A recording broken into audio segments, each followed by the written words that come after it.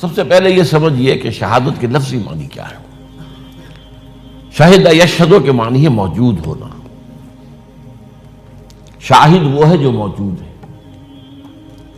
آپ کو معلوم ہے جو نماز جنازہ کی دعا ہم پڑھتے ہیں، اللہم اغفر لحینا و میتنا و شاہدنا و غائبنا و صغیرنا و کبیرنا، اے اللہ بخش دے ہم میں سے ان کو بھی جو موجود ہیں اور ان کو بھی جہاں موجود نہیں ہے، جو بھی جو بڑے ہیں وہ بھی جو چھوٹے ہیں، وہ بھی جو زندہ ہے وہ بھی جو فوت ہو گئے۔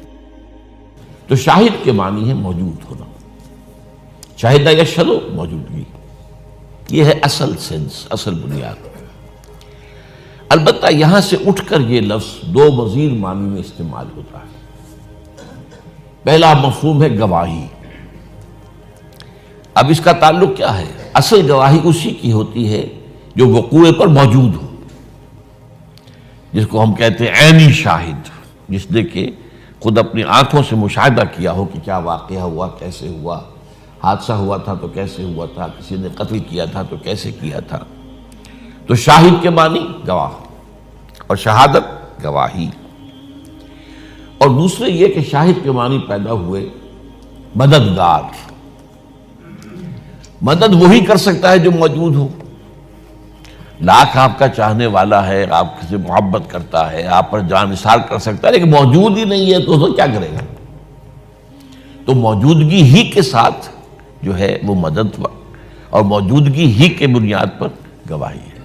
یہ دو اضافی مفہوم ہیں جو اس لفظ میں آئے ہیں لغوی مفہوم سے اوپر اٹھ کر۔ چنانچہ بہت سے حضرات کو آیت یاد بھی ہوگی، سورہ بقرہ کے 30ویں رکوع ہی میں کہا گیا ہے وَإِن كُنتُمْ فِي رَيْبٍ مِّمَّا نَزَّلْنَا عَلَىٰ عَبْدِنَا فَأْتُوا بِسُورَةٍ مِّن مِّثْلِهِ وَادْعُوا شُهَدَاءَكُم مِّن دُونِ اللَّهِ إِن كُنتُمْ صَادِقِينَ۔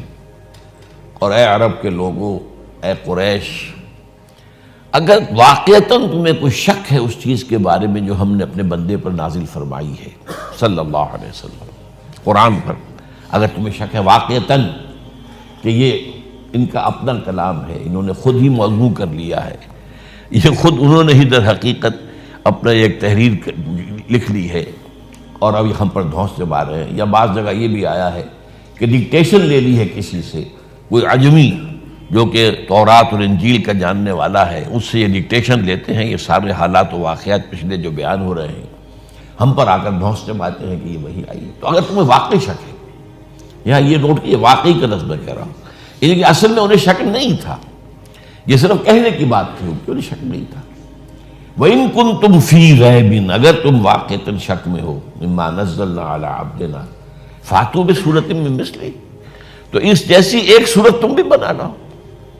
وَادْعُوا شُهَدَاءَكُمْ، اور پکار لو اپنے سارے مددگاروں کو، مِن دُونِ اللَّهِ، اللہ کے سوا، إِن كُنتُمْ صَادِقِينَ، اگر تم سچے ہو۔ تو یہاں مددگار کے معنی میں آیا ہے۔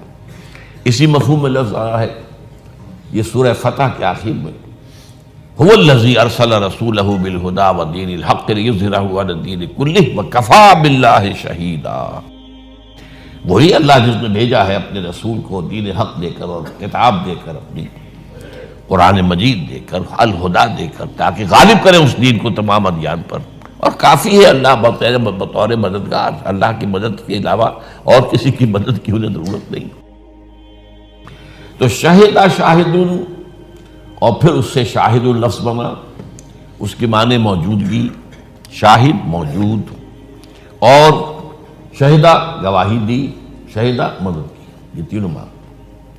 اب اس کو نوٹ کیجئے، انبیاء کرام کی جو بعثت ہوتی تھی ان کا مقصد کیا تھا، اس کے لیے قرآن مجید نے خاص طور پر اس لفظ کو چنا ہے۔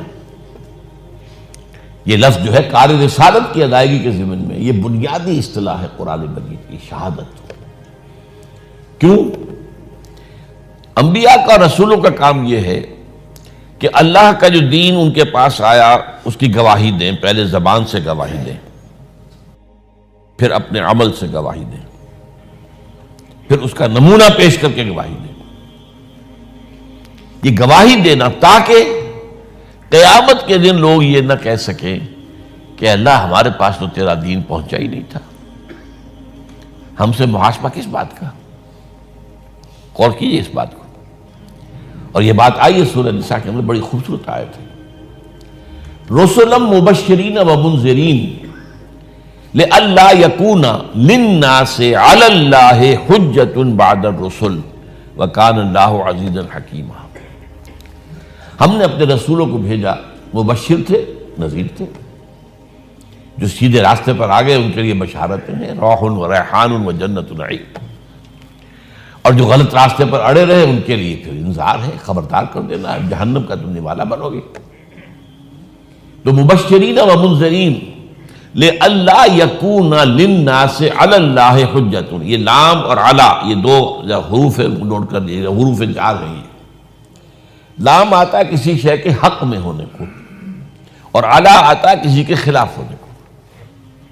جو بڑی مشہور حدیث ہے، تمہیں تو یاد ہی ہونی چاہیے آپ کو سب کو، چند الفاظ ہیں، القرآن حجۃ لک او علیک، یہ قرآن یا تو تمہارے حق میں حجت ہے اگر اس پر ایمان لاتے ہو، اس کو پڑھتے ہو، اسے حفظ جان بناتے ہو، اس سے اپنے سینے کو منور کرتے ہو، اسے اپنا امام بناتے ہو، اس کے بتائے ہوئے راستے پر چلتے ہو تو یہ حجت ہے، دلیل ہے، اور نہیں کرتے تو یہ تمہارے خلاف حجت بن جائے گا کہ اللہ یہ قرآن پڑھتا تھا یہ بدبخت اور پھر بھی سودی کاروبار کر رہا تھا۔ اب یہ حجت آپ کے خلاف ہوئی کہ آپ کے حق میں ہوئی؟ اسی طرح گواہی آپ کو معلوم ہے، گواہی یہ دو دھاری تلوار ہے، کسی کے حق میں ہوگی کسی کے خلاف ہوگی۔ حق میں ہوگی تو لام آئے گا، وہ جو میں نے بتایا، القرآن حجت لک او علیک، یہ قرآن یا تمہارے حق میں حجت ہے، دلیل ہے، اور یا تمہارے خلاف ہے۔ اور اسی معنی کے اندر سورہ نساء میں فرمایا، یا ایھا الذین آمنوا کونوا قوامین بالقسط شہداء للہ،